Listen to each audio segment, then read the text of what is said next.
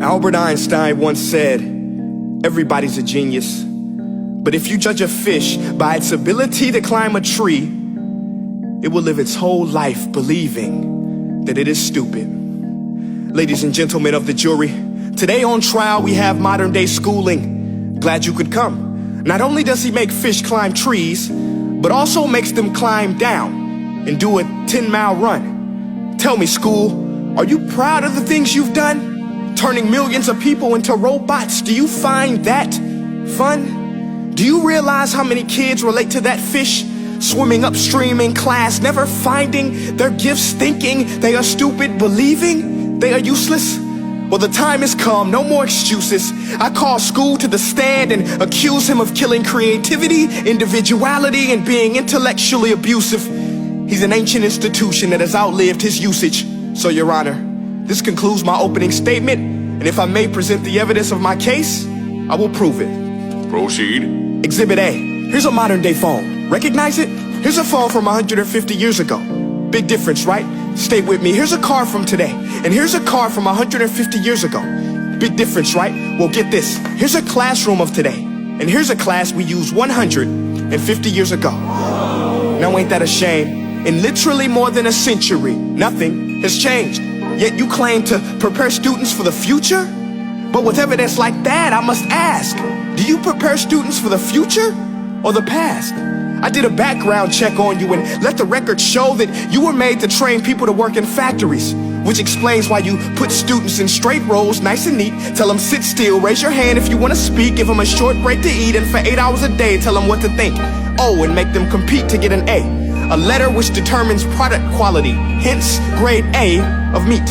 I get it. Back then, times were different. We all have a past. I myself am no Gandhi. But today, we don't need to make robot zombies. The world has progressed. And now we need people who think creatively, innovatively, critically, independently, with the ability to connect. See, every scientist will tell you that no two brains are the same.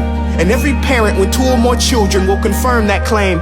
So please explain why you treat students like cookie cutter frames or snapback hats, giving them this one-size-fits-all crap. Watch your language. Sorry, Your Honor, but if a doctor prescribed the exact same medicine to all of his patients, the results will be tragic. So many people would get sick, yet when it comes to school, this is exactly what happens. This educational malpractice, where one teacher stands in front of 20 kids, each one having different strengths, different needs, different gifts, different dreams, and you teach the same thing the same way? That's horrific. Ladies and gentlemen, the defendant should not be acquitted. This may be one of the worst criminal offenses ever to be committed. And let's mention the way you treat your employees. Objection. Overruled. I want to hear this. It's a shame.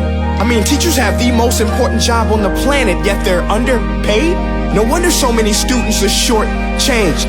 Let's be honest, teachers should earn just as much as doctors, because a doctor can do heart surgery and save the life of a kid, but a great teacher can reach the heart of that kid and allow him to truly live. See, teachers are heroes that often get blamed, but they're not the problem. They work in a system without many options or rights. Curriculums are created by policymakers, most of which have never taught a day in their life. Just obsessed with standardized tests. They think bubbling in a multiple choice question will determine success. That's outlandish. In fact, these tests are too crude to be used and should be abandoned, but don't take my word for it. Take Frederick J. Kelly, the man who invented standardized testing, who said, and I quote, "These tests are too crude to be used and should be abandoned." Ladies and gentlemen of the jury, if we continue down this road, the results will be lethal. I don't have much faith in school, but I do have faith in people. And if we can customize healthcare, cars, and Facebook pages, then it is our duty to do the same for education, to upgrade it, change it, do away with school spirit, because that's useless. Unless we're working to bring the spirit out of each and every student, that should be our task.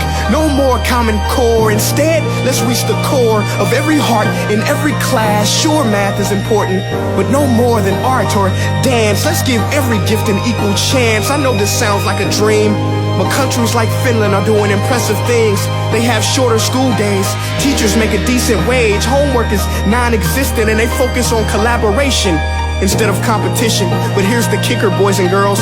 Their educational system outperforms every other country in the world. Other places like Singapore are succeeding rapidly. Schools like Montessori, programs like Khan Academy. There is no single solution, but let's get moving. Because while students may be 20% of our population, they are 100% of our future. So let's attend to their dreams, and there's no telling what we can achieve. This is a world in which I believe, a world where fish are no longer forced to climb trees. I'll rest my case.